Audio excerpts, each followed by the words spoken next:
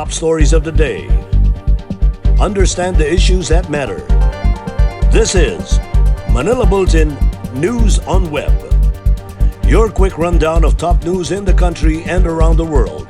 Manila Bulletin, celebrating 120 years of timely stories and timeless truths. Be fully informed.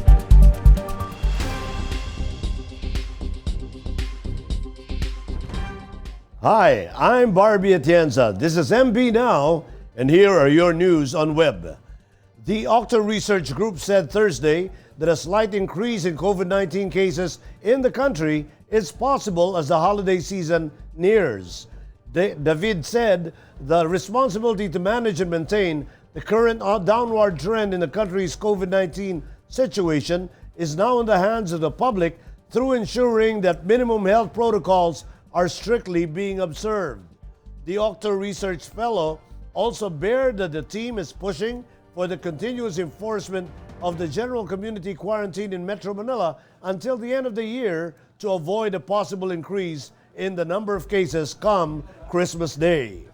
Should the downward trend continue, David said that the GCQ might end next year and the region will be ready for the most relaxed community quarantine. According to David, the overall trend of the COVID-19 situation in the country is in a good path as the active cases continue to decline. This was also noted in some areas identified as high risk, which he said are already improving. All national roads in Albay and Camarines Sur were already cleared Thursday, while 3 roads in Catanduanes remain impassable. Public Works and Highway Secretary Mark Villar declared that all national roads in Albay and Camarines Sur are already passable as DPWH Regional Office 5 and its district engineering offices join hands in a massive clearing operations. But as of Thursday morning, 3 national roads in the typhoon-hit Catanduanes remain impassable to motorists due to fallen trees, electric posts, and landslides. According to Villar, DPWH quick response teams are still clearing the Catanduanes circumferential road, specifically in 3 barangays, 3 towns, and some intermittent sections in the municipality of San Miguel and San Andres.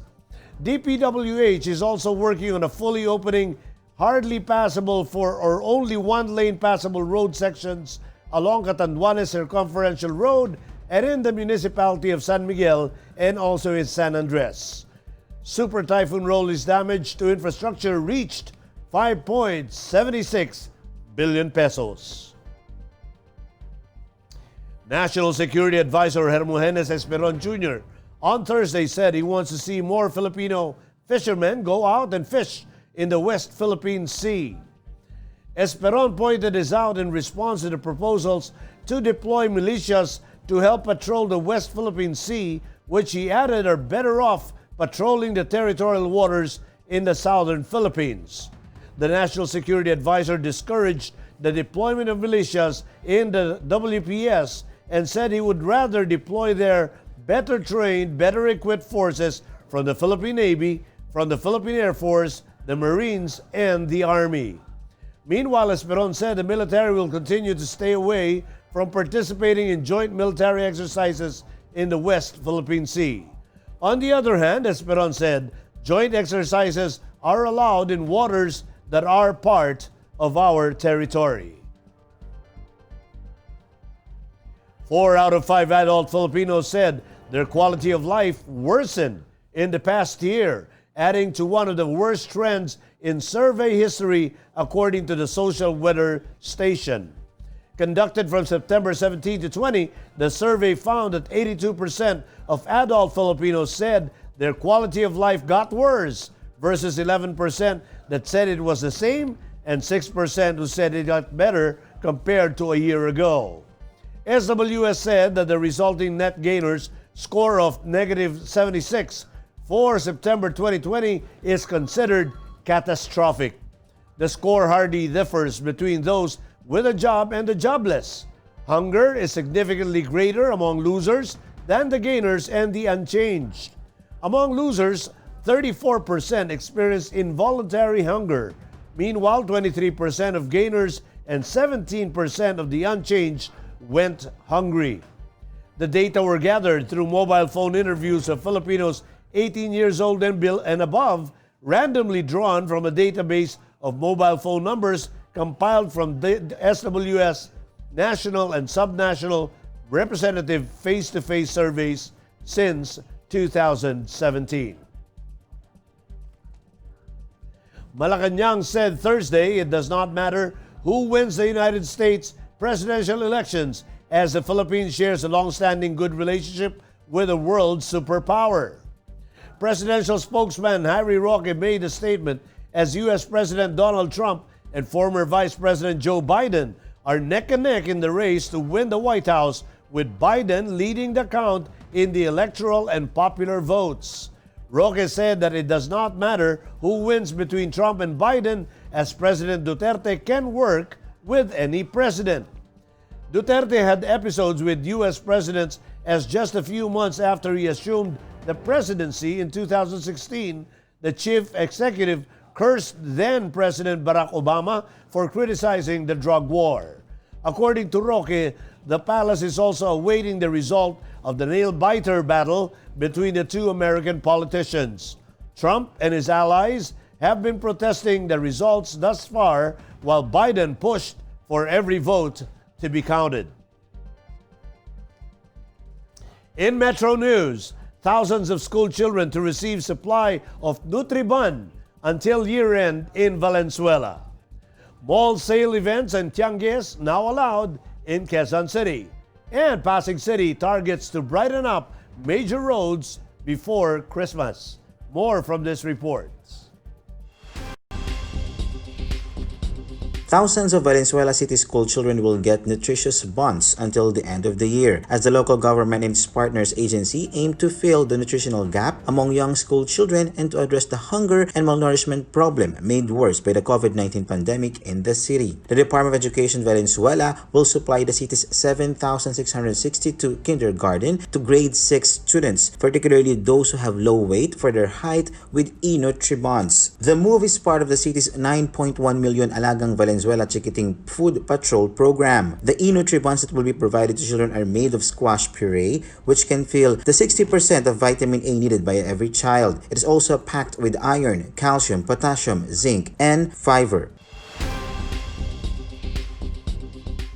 The local government of Quezon City has given a green light to hold mall sales, bazaars, tiangges, and similar activities in the city, but they should be done preferably in an open air spaces or naturally ventilated indoor venues. Mayor Joy Belmonte on Wednesday issued the city's latest general community quarantine guidelines, reflecting the expanded scope of allowable economic activity under the Department of Trade and Industry's Memorandum Circular. The local government said the new guidelines aim to help revitalize the economy and provide a safe environment during the Christmas season amid the COVID-19 pandemic. Under the latest GCQ guidelines, mall sales, bazaars, tiangges, and similar activities are now allowed. However, they should be subjected to minimum health protocols to prevent the spread of the virus. The city's law and order cluster regulatory departments, barangay, and the Quezon City Police District are tasked to ensure that the latest guidelines are strictly enforced.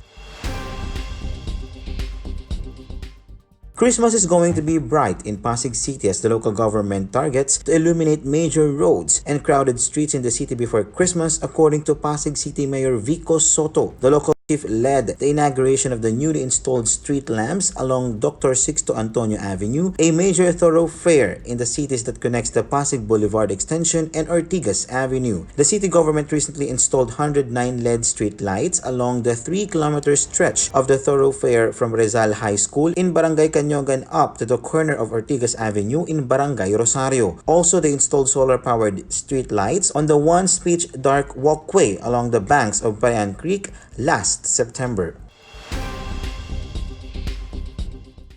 Here are the top news in other parts of the country. Palawan records 2 imported COVID-19 cases. Guimaras and DNR ink deal to reduce air pollution. And mobile computer lab deployed for LUMADS in Agusan del Sur. Let's watch this report. After a week of no COVID-19 case recorded in Palawan, the town of Balabac in southernmost tip of Palawan added 2 new imported cases on Tuesday. According to the Provincial Health Office, the patients are both females who arrived from Tawi-Tawi on October 23. One of the patients is already isolated in Mangsi Island and the other one is in Balabac mainland.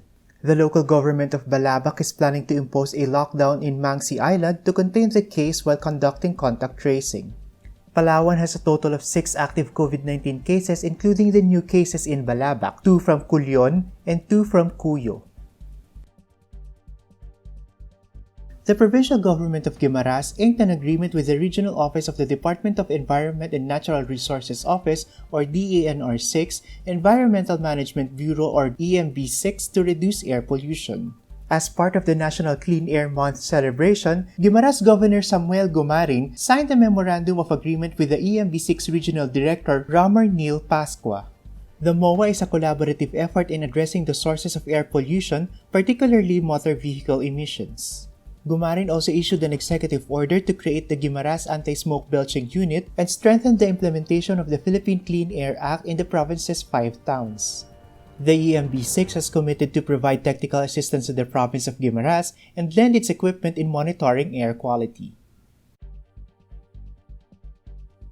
The Philippine Army's 4th Infantry Division has deployed its mobile computer laboratory van for the educational needs of the indigenous people youths and out-of-school youths in far-flung communities in Agusan del Sur. The mobile computer laboratory van is a 40-foot fully air-conditioned container van installed with 21 sets of high-technology computers. The mobile computer laboratory was launched at the Esperanza National High School of Barangay Poblacion in Esperanza Town, Agusan del Sur Province. And now in world news, Italy to impose a month-long curfew. Toxic haze envelopes Delhi as air pollution worsens.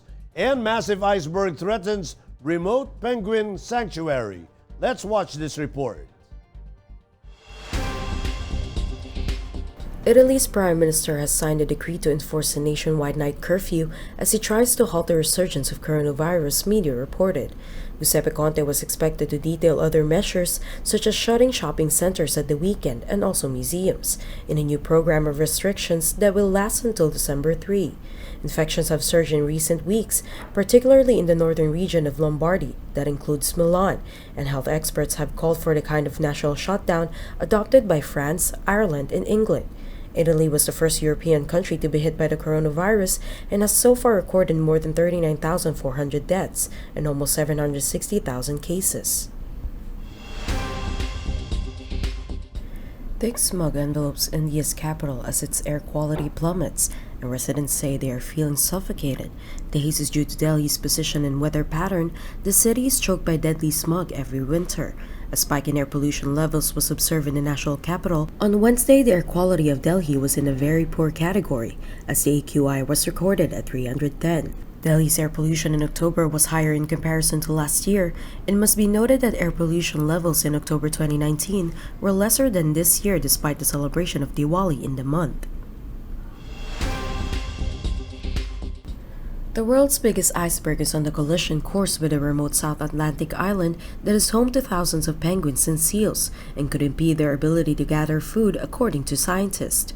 Icebergs naturally break off from Antarctica into the ocean, but climate change has accelerated the process. In this case, with potentially devastating consequences for abundant wildlife in the British overseas territory of South Georgia.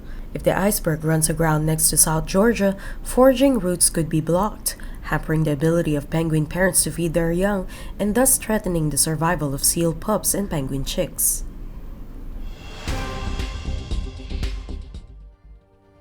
In entertainment, former beauty queen Maggie Wilson, who is now an interior designer, reached out to Mimi Ya to transform her bedroom. Wilson asked fashion designer Mark Baumgartner, a common friend of theirs, to ask Mimi Ya to let her design her bedroom. Maggie turned Mimi Ya's bedroom into something akin to a villa in Bali. Wilson said that she loves Mimi Ya's success story and that she's happy that she now has her own bedroom that she can call her own. Meanwhile, Mimi Ya expressed disbelief over the blessing she has been receiving in the past years. Mimi Ya allowed fans a virtual tour of the latest property she bought, and she couldn't be prouder that her dream had finally come true. In sports, WBO bantamweight champion John Riel Casimero is once again itching to get his hands on Naoya Inoue following the Japanese fighter's impressive ring debut in Las Vegas. Inoue kept his WBA and IBF bantamweight belts Saturday night in Sin City after a 7th-round KO of Australian Jason Maloney at the MGM Grand.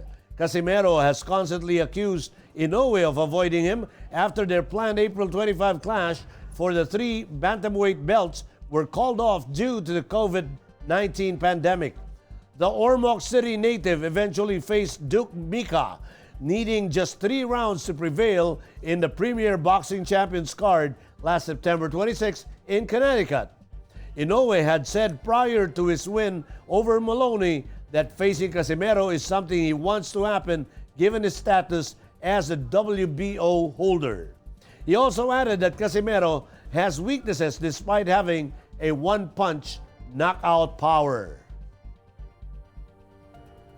And those are the news on Web today, November 5, 2020. It's 49 days before Christmas. For more news and details, get your copy of Manila Bulletin newspaper tomorrow or log on to www.mb.com.ph,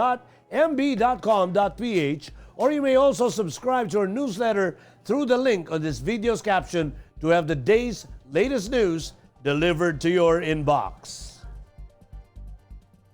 I am Barbie Atienza for Manila Bulletin, celebrating 120 years of timely stories and timeless truths. Join us again tomorrow. This has been MB Now. Be fully informed.